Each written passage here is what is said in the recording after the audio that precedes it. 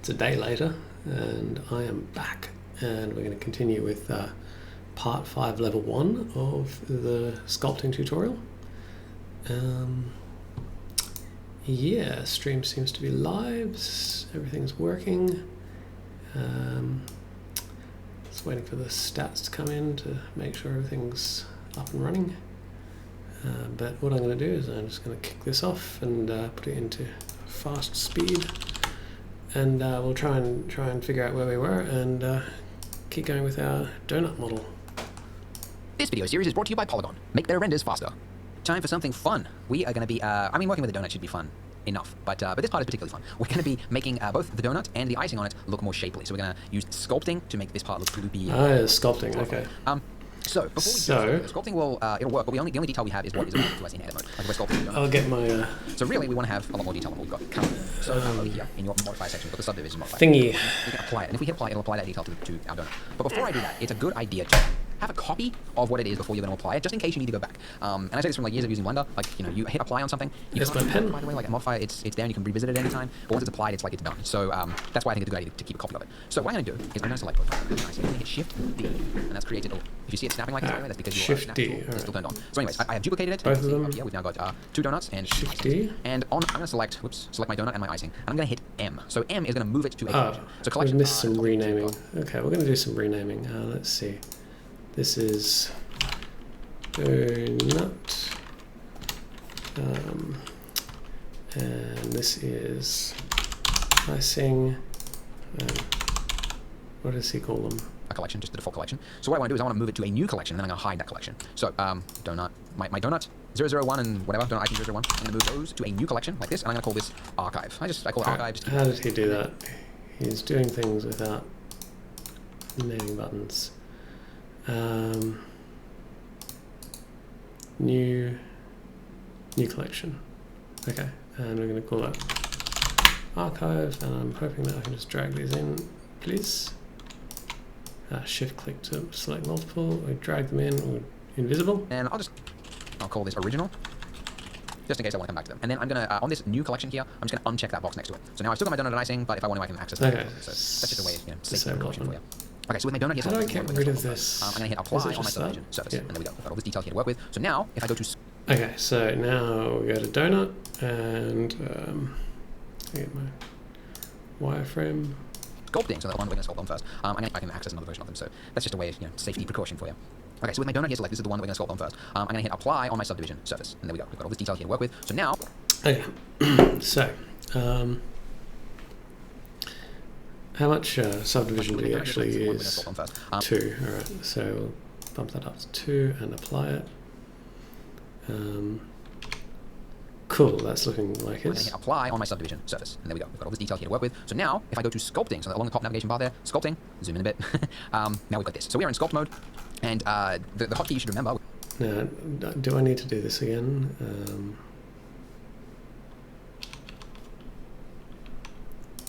Layout, select and sculpting, view, clip start down to, and then make that 100.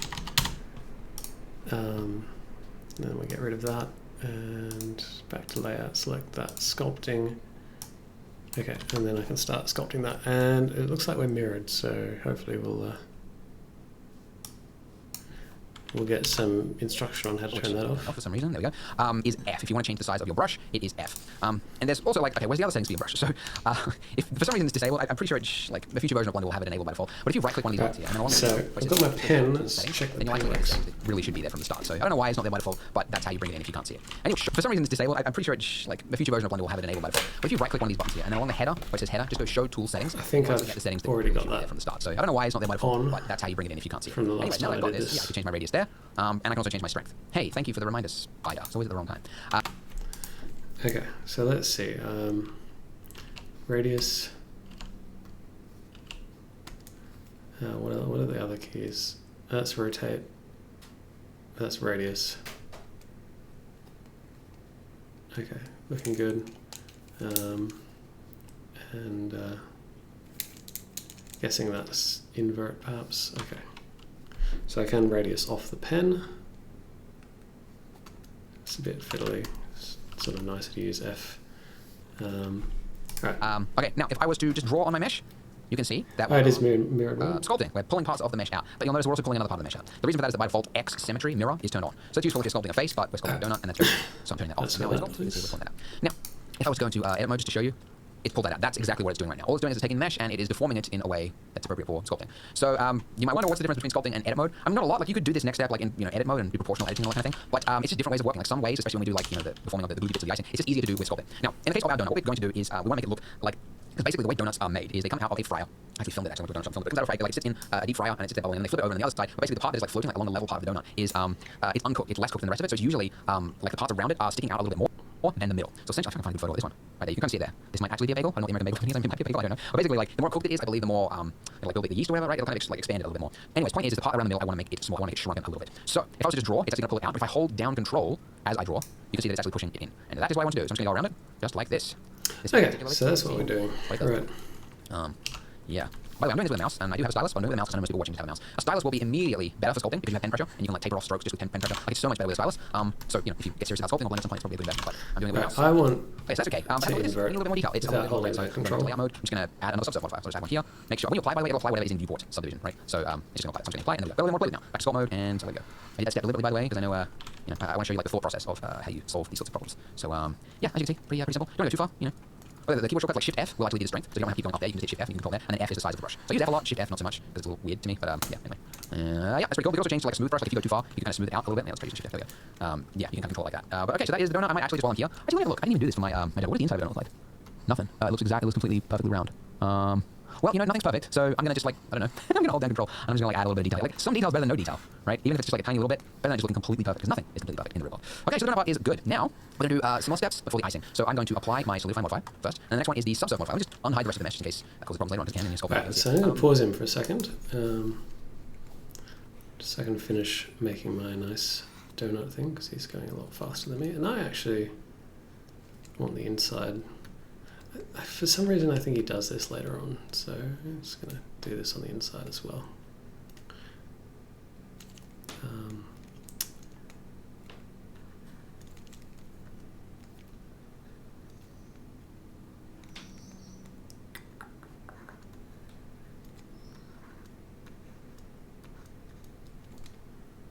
Are there shortcut keys for this direction?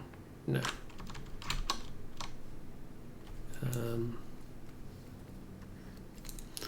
Alright, that's looking pretty good. Let's see. Zoom out, zoom in, look at the mesh. Yeah, that's pretty good. You know what? For my purposes, that's going to be good enough. And the other thing, I'm just going to increase my subsurf modifier just to give myself a little bit more detail in the sculpting stage. So I'm applying that to level 3, apply, and now this is the detail level we have to work with. Okay, so now we're going to do it for the icing. Whoops. What do we do there? Alright, we're going to do it for the icing.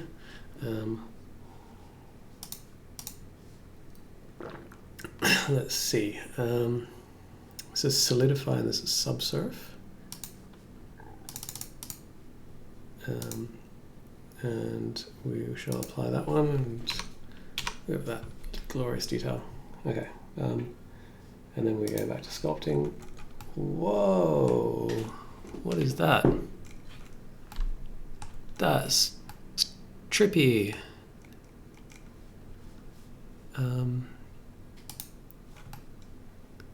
Something has gone horribly wrong.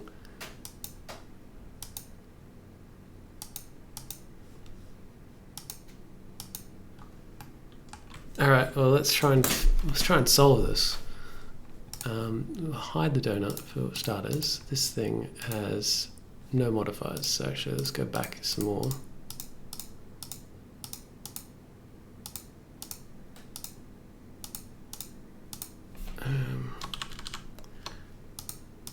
Alright, so we'll hide the donut.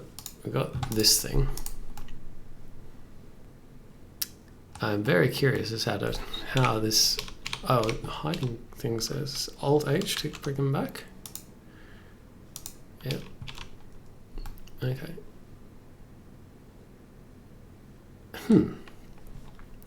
Okay, and so if I apply this, modifiers cannot be applied in edit mode. That's handy to know. We're still reasonable, and then if I apply that, it doesn't do the nonsense. So I don't understand why it did the nonsense before, but if I turn the donut back on, bizarre. All right, well, we'll carry on. So I'm going to sculpt mode now, and along my brushes here, the one I'm going to use is called Inflate, and this I'm going to use. Whoops. Yeah, the clip start. I believe we did this. Yeah, we did this in the previous tutorial. Changing the clip start. I guess there's different clip start modes. Anyways, so I'm changing that so I can get close. Inflate will allow me to sculpt, and what it's going to do is it's going to pull. Yeah, it's kind of almost like it's like. All right. Which of these is inflate? Blob? Inflate. Okay. Inside the mesh, and it's like inflating it slightly, and it's going to create a like a dripping effect, which is very common for droplets. You can see just along that edge there, it's really hard to get there. But basically, wherever it's a better maybe wherever the liquid builds up, like that gravity pulls it down, it's obviously going to be more built up there. So essentially, I'm just doing a couple of clicks, obviously clicks, to make it look a little bit gloopy. 1, 2, 3, maybe something like that. This is where you don't copy me exactly. You see what I'm doing, and then you apply it to yours because just a couple of clicks. Because your version is going to be different from mine. You're going to have little droplets in different places. So it's just a matter of picking the droplets and just sculpting a little bit of detail. Just make sure that the tip of it, make it look like the weight of it. It really is like the ball of the dripping icing is like at the head of it, at the very bottom of it, right? I like that. Inflate brush is really good for this. It's really handy. I'll do a little bit for this part here as well. It's pretty good. A little bit here, maybe. Maybe. So no. It's a little bit weird. Orbit position is. I want it. It's kind of relaxing. Kind of, it's quite fun I stuff. can't You just kind of do imitate this how really it performs. Yeah, man. Cool stuff. Cool. So that's about that. Now we can switch to the smooth. using Too far. You can like tablet. So I might actually use the. But that's okay. By the way, the parts that are sticking out, don't worry about that. We'll go back to the edit and we'll move those in. But for now, it's okay.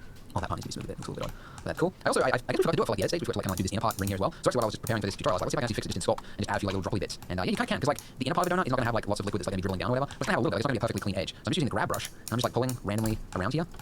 Like so. Like it's kind of like been pinching a little bit. And then I'll also use like the inflate brush and I'll inflate like little bits of it maybe. Just like a little bit. Just like running along the edge. As I said, something is better than nothing. Alright, that's pretty good. And then the only other thing we're going to do is use draw mode with a small strength, 0.2 or something like that. And I'm just going to create a little bit of random displacement across my icing here. Because we've got the sculpt brush out, why not, right? So I'm just going to pause in there to finish off. So now it was the grab brush. Which one was grab? Grab. So okay.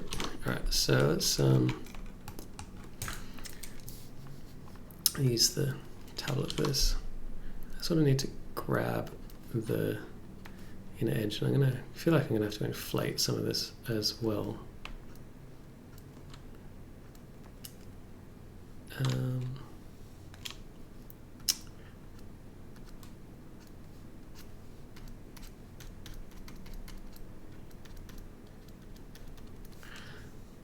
then of course I have to bring everything sort of in towards the donut.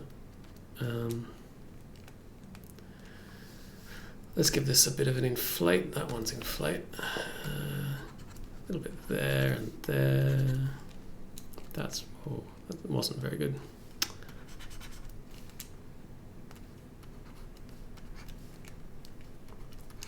This doesn't look very much like icing. Like it looks like I've pulled it down with a brush. But that's okay. We're learning.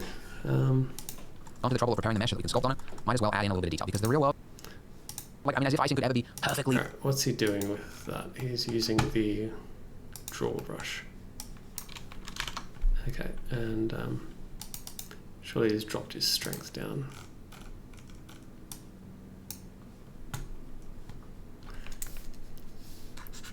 I'm negative. I want positive here.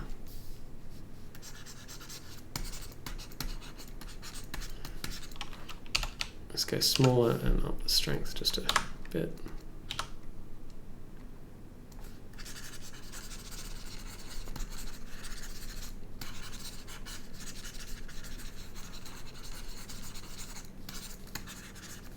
And we'll even just do a bit of a negative pass and we'll have a look at it.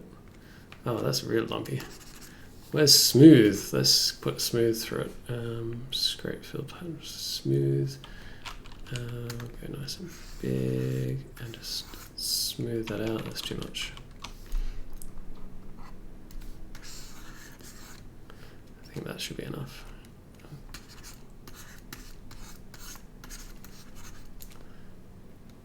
It's gonna deflate, or not deflate. I'm gonna shrink that part a bit. The negative drawing there. Oh, gloopy icing, yeah. I'm just going to go around the sides too.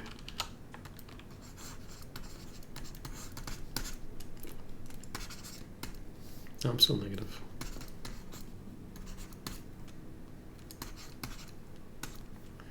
Just rough it up.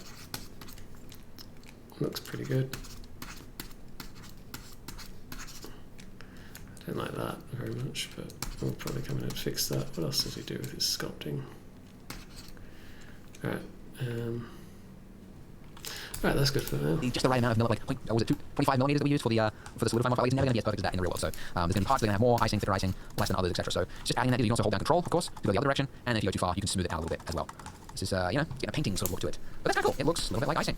Okay, so going back to layout mode, you'll see, you know, as I mentioned, you've got parts that are like sticking out, which that's not going to be like that for I mean, maybe if it was like frozen in time as the droplet fell, but it's, we wanted to stick to the donut. So in edit mode, we have a lot more vertices to play with, and this is, by the way, where it comes to, like, as I mentioned, like, you want to have as few vertices as possible whilst you're editing. This is what I mean. Like, this is really hard to control this mesh right now, because there's so much going on with it. But as it turns out, we really just need to just, like, move that part in a little bit. So provided we have proportional editing turned on, we've got it set to smooth. If I grab that little piece there, turn up my proportional editing, and I pull that in, and also I'm going to use rotate, so R to rotate.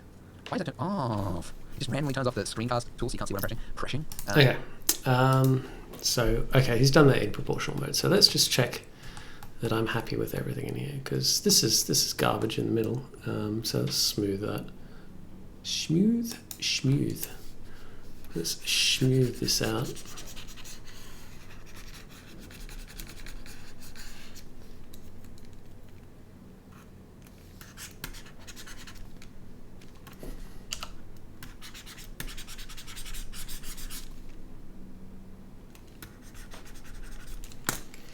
Yeah, so that was, for our purposes, that's good enough.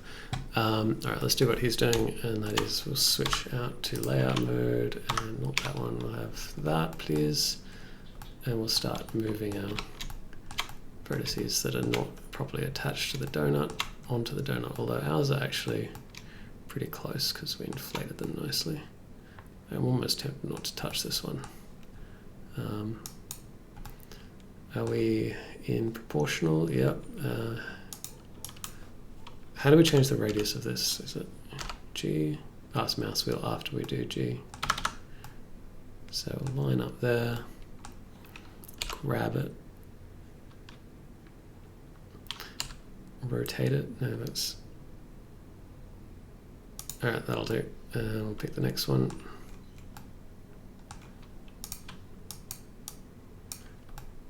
Just grab some vertices on the bottom, and we'll grab them, and we'll bring them in, and we'll rotate them, and we'll bring them in a bit more, and it's all looking very nice. On this side it's not so nice, so grab that and bring it in a bit. Alright, that's pretty good. We'll do the next one. Oh, look at that, he's the whole thing's coming well off the surface. That's a bit of a problem.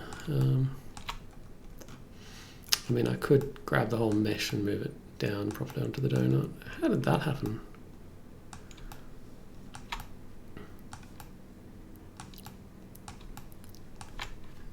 Let's just try and fix this.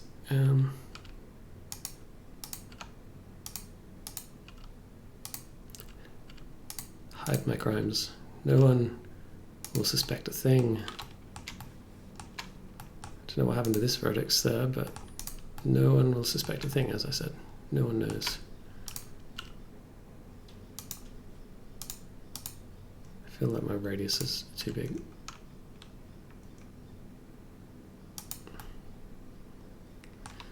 I need to rotate this one in.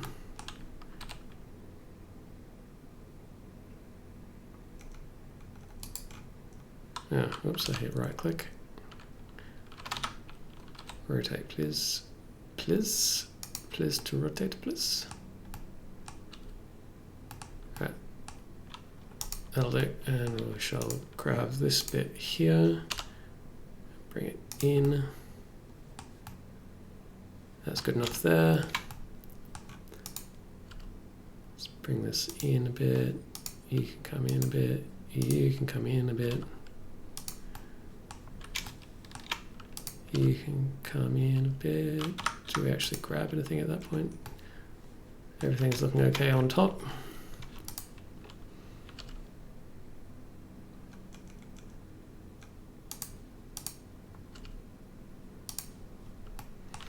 Oh, look at you. You look like you could use a little fix-up.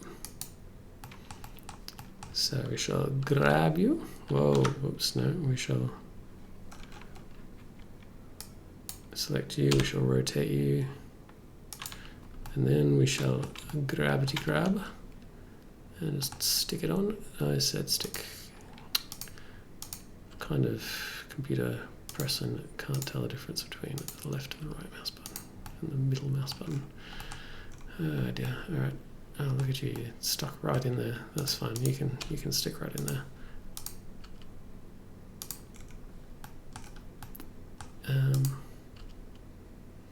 So I kind of have to bring it in because I've got this, like this pink line here is the seam, and I know that when I set up the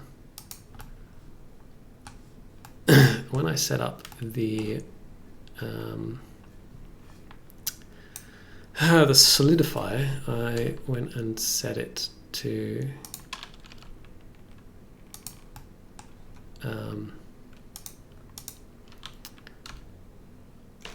this needs to be a lot smaller. When I set up the solidify,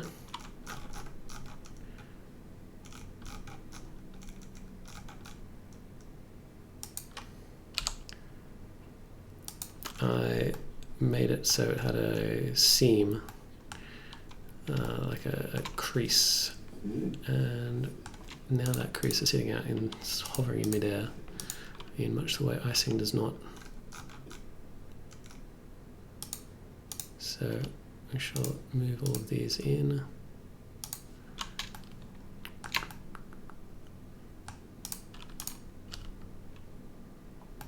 Oh dear, that's not working. No. Camera. Yeah, look at that. Look at that cave system we've got going on under the icing. That's completely unacceptable. So we shall attempt to fix it. If I can, please to be grabbing. Please to grab. We need more grab. More. Scroll up for more grab. I need to reposition.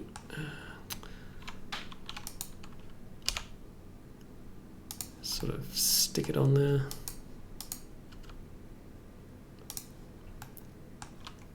All right, is that everything? That's the whole donut? No, this segment here is not quite done yet. I feel like, oh dear. I feel like there's got to be an input device. I've seen people using them like for navigating a 3D environment, because it's more like it's the part where you have to sort of pan around like a specific area that makes this quite difficult. Okay. Are we looking donutty yet?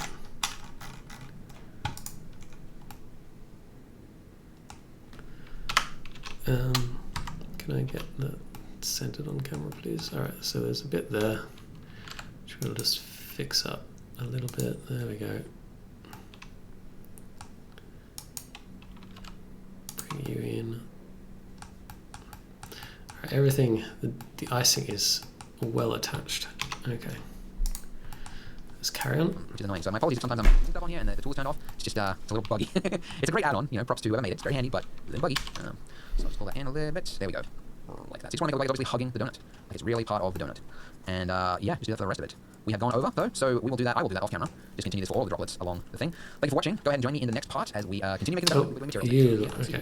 All right, well, I'll pause the next video because I feel like this one here needs a little bit of a tweak because he's way too far out. So we'll grab that and we shall rotate him around a bit and then bring him in a bit.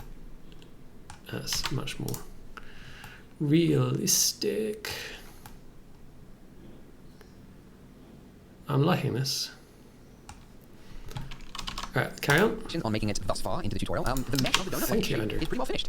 Now we can start talking about lighting and rendering. So everything we have done thus far has just been in sort of viewport mode, right? Like in this shade, this is solid view viewport mode. But when you actually create a final image or an animation, it's actually going to be using a separate mode called render view mode. And that is where you actually determine how things look, like the color thing, where the light is, all that kind of thing. So that you can actually have a look at by clicking on that final little dot there. That's render view mode. Or by the way, a hotkey for switching between all these modes here is Z, and that'll bring up this pie menu here. So this is solid view, what we've always been looking at, and then that's render. We've also got two others we haven't really used, we'll be using later on. But anyways, for now, we're going to have a look at render view mode. And this is render view mode. Okay, so things look a little different. Not too much different, but a little bit different. One biggest thing is that there's light, right? There's an actual directional light. And we know that All right, so what are we doing? Viewport shading.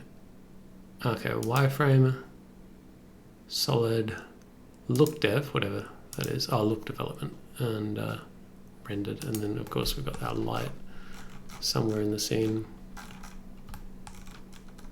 Good grief. All right, everything's way the far out. It's working because that's our light over there, right? If we move this light in closer, which we could do just by hitting G and sort of move things around, I just realized this screencast tool is turned off. Okay, good. Just keep that active. So if we move this light in, just closer to our donut, like so, you can see that as I move this around, that it's the light and shadow is reflected on that donut there. Okay, so let's make this scene a little more interesting, because right now there's like the donut's not casting any shadow onto anything else. It's just a donut hovering in outer space, basically. So let's add in a plane. Okay, so for some reason, by the way, my cursor, a little cursor, is turned off. This, by the way, it's not important, but this drop down here is how you can determine the look of your viewport if there's anything to turn on or off. Anyway, the 3D cursor, and the reason the 3D cursor is important is I'm going to add a plane, and wherever the 3D cursor is when new objects get dropped. And you can move your 3D cursor by shift right click, that'll change this 3D cursor, or just shift C will actually clear it and it'll put it in the center of your grid floor. Anyways, so I'm going to add. Okay, so shift right click to move the cursor. That was not shift right click. There we go. Okay, so. And then shift C to. What have I just done? Edit, undo, edit, undo. I don't even know. Give me my donut back. I want my donut. I know. I've lost it. There we go. Did I hit caps lock and that's messed me up? Alright, we've got our light, we've got our thing, we've got that's in the right place. Okay, let's carry on. Add a plane, one thing at a time. Shift A is that menu for adding new things. I'm going to go for mesh plane. And there we go, we have a. Okay, so look at the front view. Shift click there. No. Shift right click, yeah.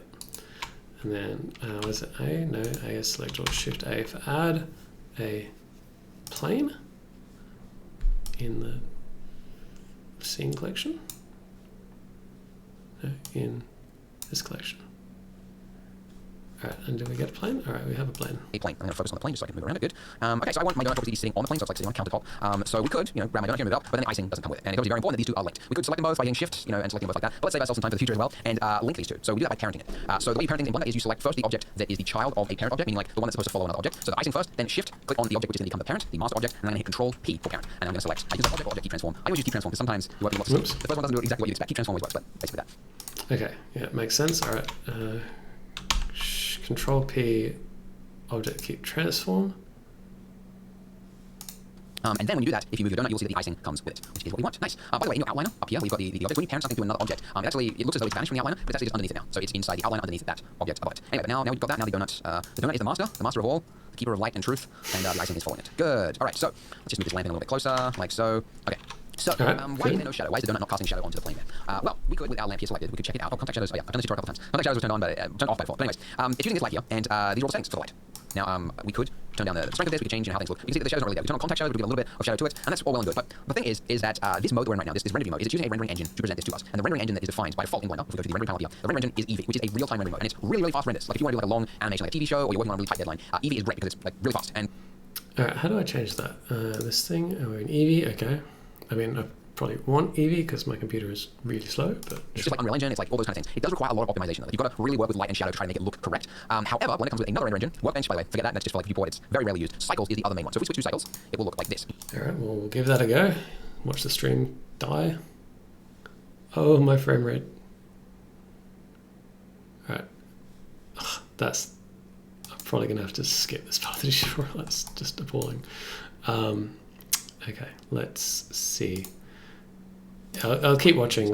Because I might try and fix this light. CPU, I want to change this to GPU. And that's going to use my graphics card. So I've got two NVIDIA GTX and 80 Ti's. So it's important that I actually use those because they're way faster than my CPU. If you don't see GPU here, by the way, you can actually go edit preferences, and then underneath system, you'll actually show the devices that you have that are compatible with CUDA or OpenCL. OpenCL, I believe, is for AMD cards. CUDA is NVIDIA's cards.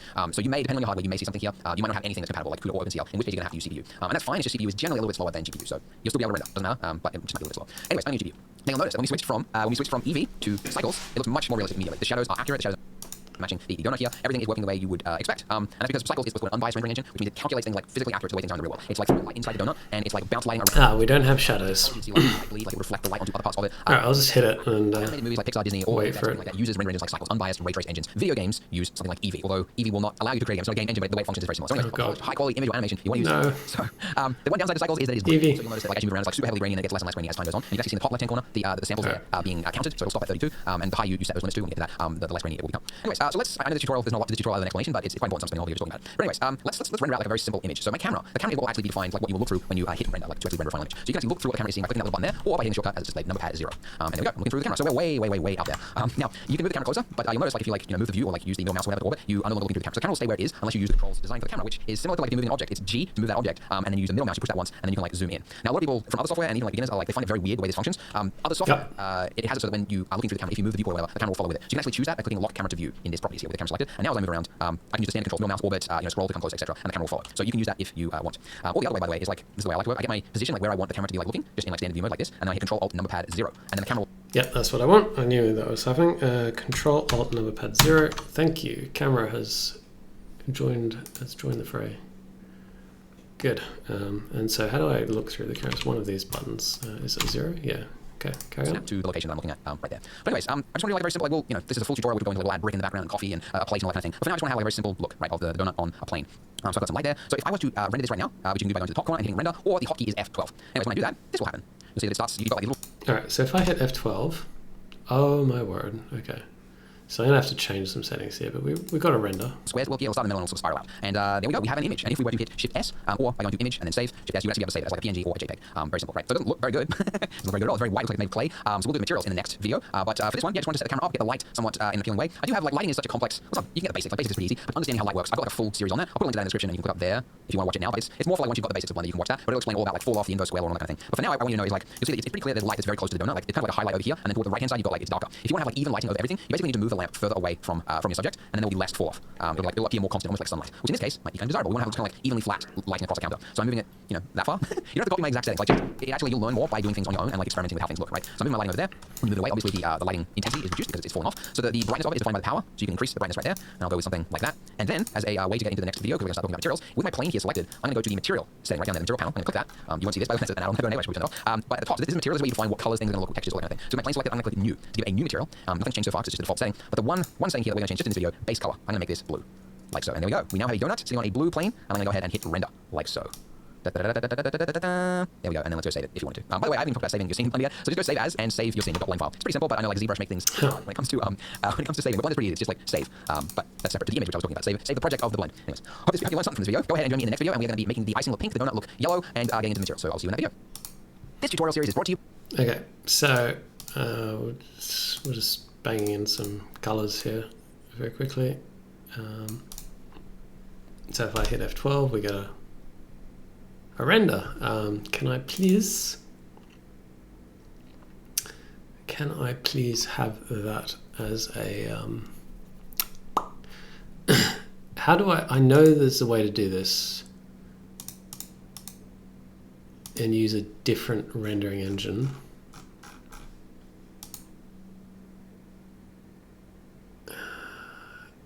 For the actual render. Oh, if I do that and then is it this? Solid viewport showing, and I change the cycles, okay, and then it uses cycles. We'll leave all those the same. How do I change the output resolution? I'm just going to search that on another window.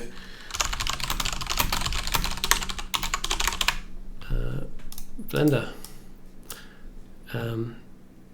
How do I adjust the resolution of my render accurately? Thank you. I like this old style interface better. It's sort of easier to see than this super flat thing. Like,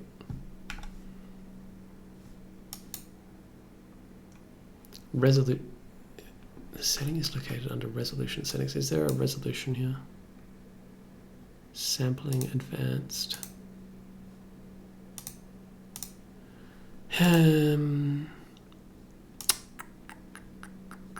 Oh, is it this one? View layout, no. Where is the thing that says, tell me about performance. Yeah, it's like, okay, how much juice can we get out of this tiny CPU? Properties editor, render settings, dimensions panel. Rendering. Eevee. cycles. Let's add Blender 2.8 to the search. Blender 2.8 separates settings. Oh, please don't make me watch a video. Just tell me where the bloody button is. I know it's here somewhere. Tell me about the button. Scene.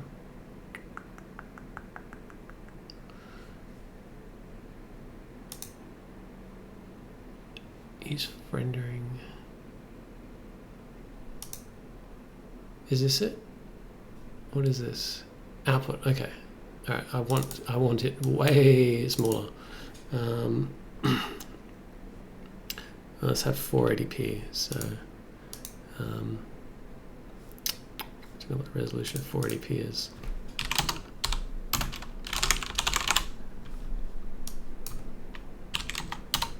I guess it's 16.9, so just calculate that. So 480 divided by 9 times 16 is 854. That'll do. Alright, that's good enough. So if I now were to hit render, we're going to render with cycles, even though the thing is an Eevee thing. Okay, and now we're rendering. It's incredibly slow, and average time to render frame 1 second. It's eating all the CPU. OBS is just pooping the bed. But it looks pretty good. It looks delightfully donutty. I should probably change something so I can stream at the same time, like say not use all 4 CPUs for that. That'll do. Okay. I think this is the last part of level 1. So we'll finish up after this one, but we'll just finish that off. Hey! How do I zoom in 100%? It's not going to tell me. That's fine. That looks about 100%. Hey! I got a donut. That's pretty good.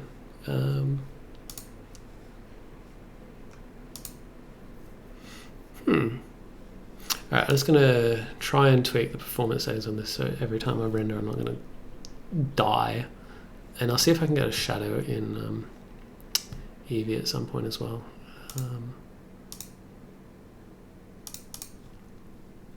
Okay, what do I want? Performance. Threads mode fixed to 3 threads. Okay, so that'll make the render a lot slower. Well, 25% slower, but hopefully OBS won't have a fit. Alright, we shall carry on. It's looking pretty good. By Polygon. Make better renders faster. Welcome to the last part of level 1. So as the final step, we are going to be adding some material to our icing and donut, and then doing a final render, at least final for level 1, to create just a nice little cute squishy pink donut. So with our icing selected, I'm going to the materials panel, and I'm going to add a new material. So I wish I had his GPU. Before, but this is where you change the properties for a material, and there are a lot of properties, and it can be extremely daunting. I know as a beginner to like see all this and go like, oh my goodness, how am I going to? You know, the good news is you don't need to know most of this. Like especially as a beginner, there's only like 2 or 3 things you change a lot. Like even myself. Oh, that's set. Thank you. Nice reminder again. I like to think I know Blender. Shush. Shush. No. Oh, golly. All right.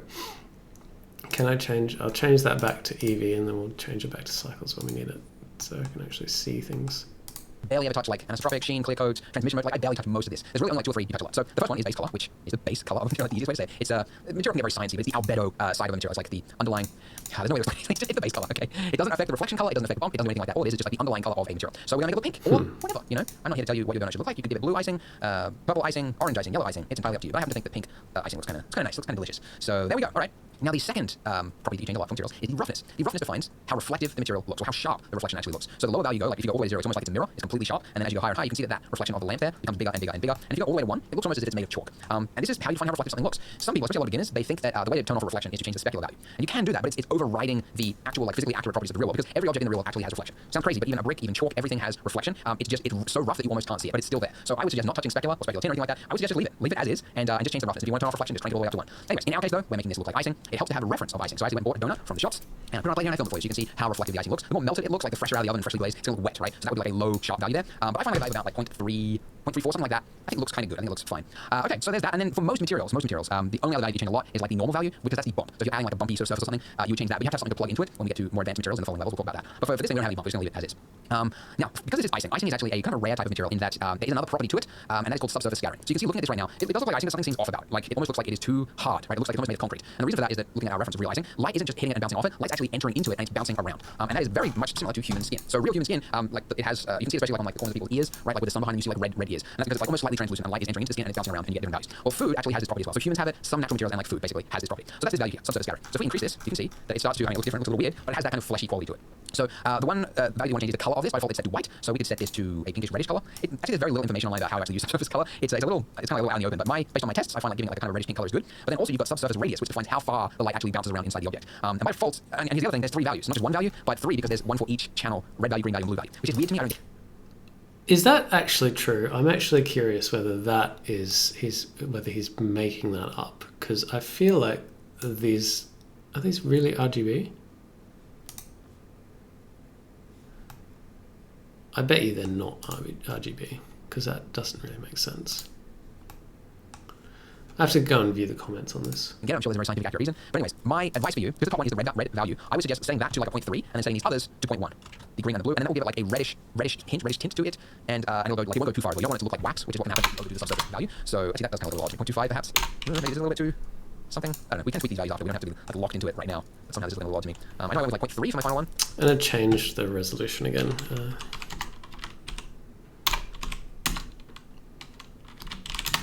640 by 360. Nice widescreen. Because I do want to. What's that? Why? Oh, that's what I was wondering what that was. What's my camera look like? Okay, that looks reasonable. Okay, and because I want to render this and just check it looks okay. And for that I'm going to need to use... Why does that look so much better? It's probably because it's like a skybox or something.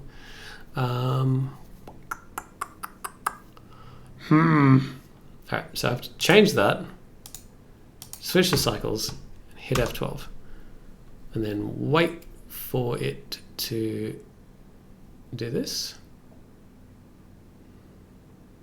And you know what? It looks pretty reasonable. So I'll carry on here. But yeah, this is 0.15 for these other 2 values as well. That looks a little bit better. Just a little bit more spread, a little bit more light coming through the donut. Yeah, I'm just going to copy his settings because... Nice, okay. Okay, so that's the icing. The icing looks pretty darn good. In the next part, we're going to put sprinkles on top, but for now, we have some icing. Not bad. All right, now, for my... by the way, I've been turning on and off this overlays. I'm going to copy his settings because, who knows, I don't really have time to investigate what they're actually supposed to be and test a bunch of things. So we'll carry on. Is it subsurface? Okay, yeah. That's just like, you know, the camera, like the outline of selected objects. If I'm working on materials and things like that, I find it helpful to just turn it off so I can just focus on what I'm doing. But then in order to see what you're selecting, of course, you want to make sure you have it turned on. But anyways, I have my donut selected now, so let's give the donut material. How did it change? If I'm working on materials and things like that, I find it helpful to just turn it off so I can just focus on what I'm doing. But then in order to see what you're selecting, of course, you want to turn on. But anyways, I have my donut selected now, so let's give the donut material. We are in the future parts, we're going to give this a proper material, like texture paint, and make it look parts are like white as well as dark. But just for now, we're going to give it the simplest material just to make like a really quick render, and that's just to make it look a little bit ready, a little bit orangey yellow, like so. And then the other thing, I'll give it a little bit of subsurface, just a little bit, because it is food as well, so red has light enter into it just a little bit. And let's make sure it's yellow, and then let's go 0.1. Like so. All right. Donut is looking donutty. So with my camera selected. Okay. I'm gonna copy his donut settings. 111. Yeah.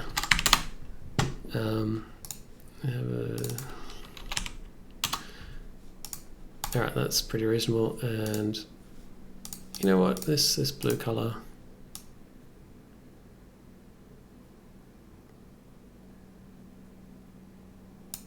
That's pretty good. I wish that was larger. Okay. Let's switch it over to cycle. I've got to find out how to make that per thingy thing and hit F12 and see what my donut looks like. So, all right. Donut is looking donutty. So with my camera selected, it's a little far away from my donut. So looking donutty? I like it. I'll move it along, you know, like I'm grabbing it. And then I'm going G and then middle mouse button. And then I'll just like, you just push the middle mouse once. And it's like moving along. It's like forward front facing axis. I don't know. But it's just how you move it forward and back. What's the term? It's like a rail. Not pan. Oh, dolly. That's the word I'm thinking of for camera. It's like dollying in and out. Anyway.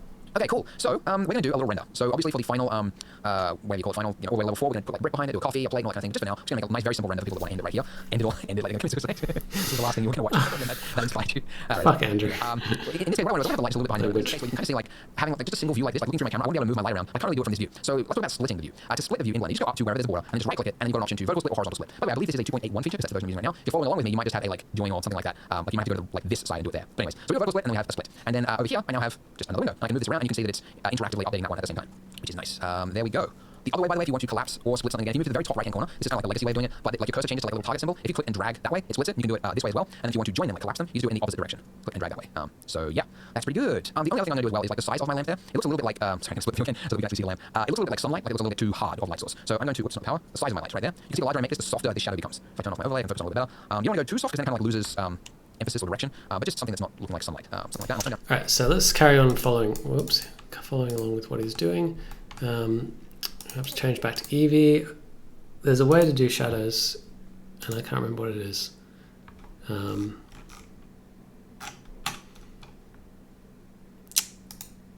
I'm not going to look it up right now. Shadow mode. Anyway, all right.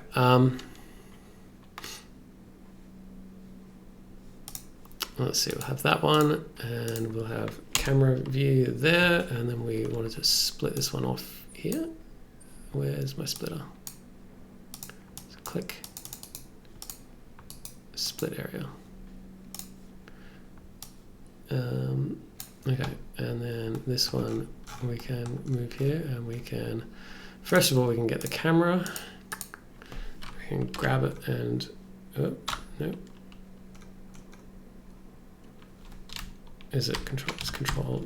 No. That was control delete. What was the key combination to set the camera to the current viewport?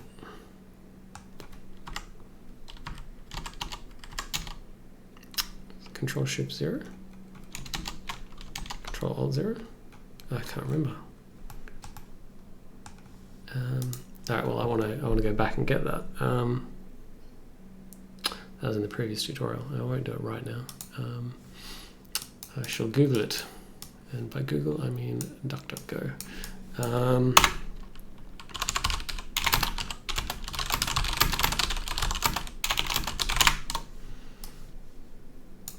Camera to user view. Control Alt number pad 0. Oh, I thought that's what I hit, so.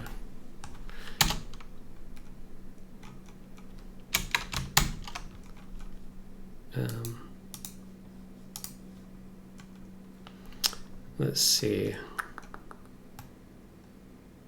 Maybe I can't do it while I'm actually in the camera.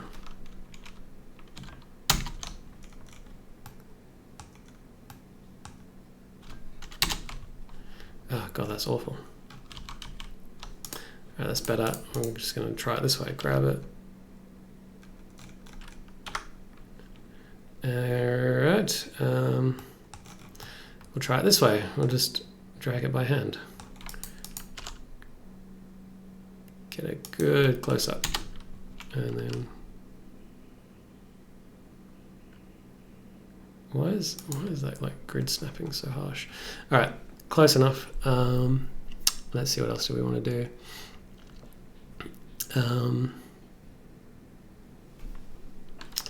I grab the camera and rotate. No.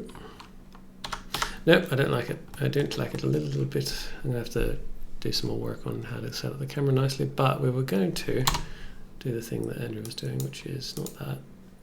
Put that away, and we'll have split area.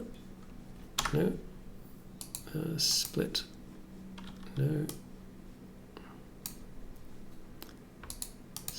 No, okay. Split area.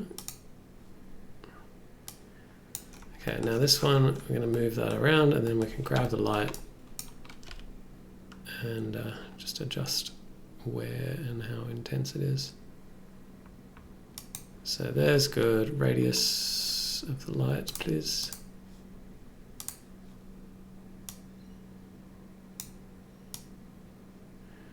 Nice big light.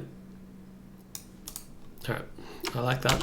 And we'll carry on. Now just slightly. Oh, by the way, now we're talking about doing fine render. In my full lighting series, which if you do get serious about CG, I recommend watching that because I go into a lot of detail about this. But I explain how you can actually find out what the correct light value you should be using because every monitor is actually different, and what looks okay to you might look too dark or too bright to somebody else. So if you don't have that thing that's been popping up repeatedly as a spider, I've got this device which will like make my monitor more accurate for color. If you don't have one of those, you don't need it. If you switch in the render settings right here, you've got a color management. You've got a view transform. If you change that to false color, everything will look psychedelic. But these values here will tell you whether something is overly bright or not. And really, you want things to be at just above, like just on gray or above gray. So this like top of this icing here is kind of like what my focus is going to be. So looking at my lamp, I'm just going to turn that down just a little bit or above gray.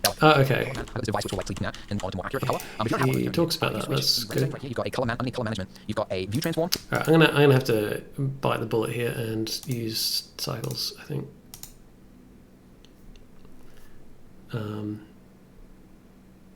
Hopefully that's on 3 threads, so it's not completely heinous. And now, how did he do that? If you change that to false color, if you have that thing that's been popping up repeatedly as a spider, I've got this device which will like make my monitor more accurate for color. If you don't have one of those, you don't need it. If you switch in the render settings right here, you've got a color management. You've got a view transform. If you color management, view transform.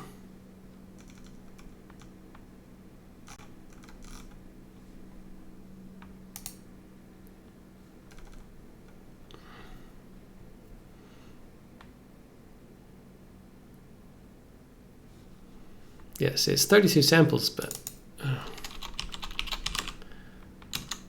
hell, let's drop it down to 12 samples. I don't have the GPU power for. I don't have the GPU power for anything. I barely have the CPU power to do. So what was it? 64 samples. I'll drop down the renders to 64 in case I actually hit it. View transform filmic, false color. So, in fact, think I've made that pretty good because we've got that nice grey all the way through. I think that's what we want. change that to false color, everything will look psychedelic. But these values here will tell you whether something is overly bright or not. And really, you want things to be at just above, like just on gray or above gray. So this like top of this icing here is kind of like what my focus is going to be. So looking at my lamp, I'm just going to turn that down just a little bit. Like it can be a little bit overexposed. This green value here can be a little bit overexposed, but not too much. Anyway, that's enough. That's enough for now. All right, so I think I actually want it a little bit brighter because I want the highlights to come out a bit closer to white. So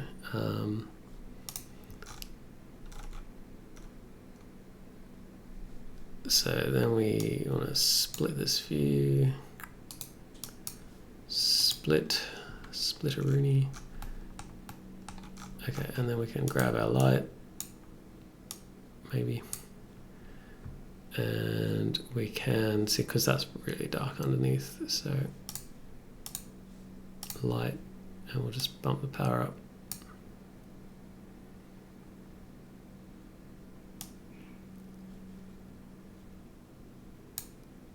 Okay. Let's make it a 240 watts of light. And we'll see how that looks. Oh,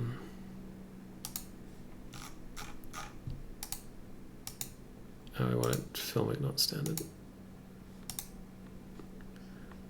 I reckon we can tighten this light up a little bit. But that's looking pretty reasonable. Light. Let's make that just a little bit tighter. Okay. And then before I do another render, I'll just because I actually think that blue for the ground, it looks okay, but I actually realized that you can use if you make it like within this pink pastel color. We did split testing for this tutorial. We put some adverts up on Facebook to test, what thumbnail would actually perform best for this tutorial. And yeah, apparently we did like some different ones with like the background here. And we had ones that were blue and then some that were pink, and the pinks outperformed by a lot. So yeah, I guess like it's up to you, but based on my test, it seems like the aesthetic looks it looks nicer when you have like just pink on pink. So that's what I'm gonna go with. All right, now before we do a render, I'm gonna give this a I think I used green when I just hit Control Shift S to do that save. And tried this last time. Right now, which is the shortcut for rendering. You'll see these tiles will appear. It'll go one by one, and yeah, so I do have 2 tiles because I have 2 graphics cards and I'm using the GPU. If you have CPU, you might see like 8 tiles because it's going to use the cores of the CPU to do it. But CPUs are often generally slower than graphics cards. But anyways, so the speed at which it's doing this is dependent on the number of samples. So the samples are defined right here. So the viewport is set to 32 by default. So you can see in the viewport here, it's quite noisy because we're rendering at just 32 samples, which is a very, very low sample amount. The final render is doing 128, which you can see is far less noisy. But when you zoom right in, you can still see there's quite a lot of noise there. So one way to reduce that is to just increase that. But every time, like if you were to double the samples and make it 256, right, 256 samples, that would kind of like double the render time. And you can do that, but yeah, you wouldn't ever even really clear up all the noise. There would always be like some noise there. Thankfully, there is something called denoisers, which after the render is finished, it can try to intelligently read where the where the edges are and where noise is and try to remove the noise. And 2.8, 2.8. So if you're watching this as I upload it, make sure you get this latest version from the Blender Builder website. Blender 2.8.1 has a denoiser in it, which is incredible. It's the Intel AI denoiser. And the way you use it is you go to your layer panel first, and you make sure you turn on denoising data. And then when you do that, you have to do another render. So we'll do that quickly. There we go. And then once the render is finished, we're going to go, and this is, from getting started a little advanced, but we're going to go to the compositor. So this compositor tab along the top there. And this is, it's everything that's going to happen to your render after a render is finished. Okay, so add in nodes that do things. You can add glow, glare, you can do all sorts of things, color grading, everything can happen in here. And it's a little advanced. Just for just a button later on in the let's future. turn that off. Okay. But just for this, it's really simple. Yeah, so I don't actually have 8.1, I've got just 2.8, so I should grab 2.81 and get the denoiser. We're going to hit Shift A, same hotkey as the viewport, and we're going to add in a I might do that before the next section. I just realized I don't even know which menu it's under, but you can do a search. You can type in denoise. So with this, all you need to do is take the output of the noisy image, put that into the image part, the denoising normal. Yeah, let's speed him up and finish it up. The composite input from that. Now we'll do that through F11. F11 will bring up the old render, the most render. Nothing's actually changed because we're highlighting things in the render, but it won't actually affect the final render unless it's viewable as you're using the compositor. You can do another render right now, it will actually kick into gear. But in order to, I don't want to have to do another render, I can just go to the image editor down here, set this to render result, and then if I take this out and put this back in, it will actually refresh it, do the full render, and now control space, by the way, will maximize any view that your mouse is over. So control space, bring that up, and now as we zoom in, you can see it's cleared up all that noise as if it were magic. And it's really, really powerful, this Intel denoiser. And as far as I know, it'll work on even AMD processors. As far as I know, maybe that'll change in the future. I don't know when Intel catches on to what AMD users are up to, but it's really, really super impressive. Learned how to denoise it previously, and I did it quite immediately. It was easy to use, but it was really didn't do that pink is awful. So, yeah, there we go, guys. So that is the end of level 1. You made it. Yay! Hooray! Thank you for watching. Go ahead and share with your friends if you found this helpful and help them get into Blender. But I hope you will continue the rest of the series as we add in sprinkles. We'll learn about particles. We'll learn about displacement, making the donut look more like textured, bumpy donuts, adding in bumps, as well as texture painting on textures, and then doing precise modeling for the coffee cup, and then final renders and animation as well at the end. So it's a big series. It's designed to give that full scope of what you need to know in Blender. So I hope you'll join me in the next level. Go ahead and click here if you're ready to start working now. Welcome to the next. All right, we're going to finish up this next level later. I don't start another render. We're going to switch that back to cycles. And you know what? We're going to change cycles down. We're going to drop it down again to 8, so I can actually use it. I'll bump this up to 128 because a little bit more quality on the final render would be nice. And I'm just going to change this to a nicer pink because I had a nice pink before and I lost it. It's very difficult to get a good color, I feel.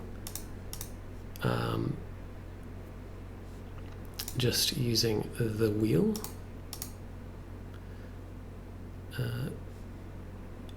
I don't know what I even changed there. So saturation 250. No, I wanted hue. Hue 839.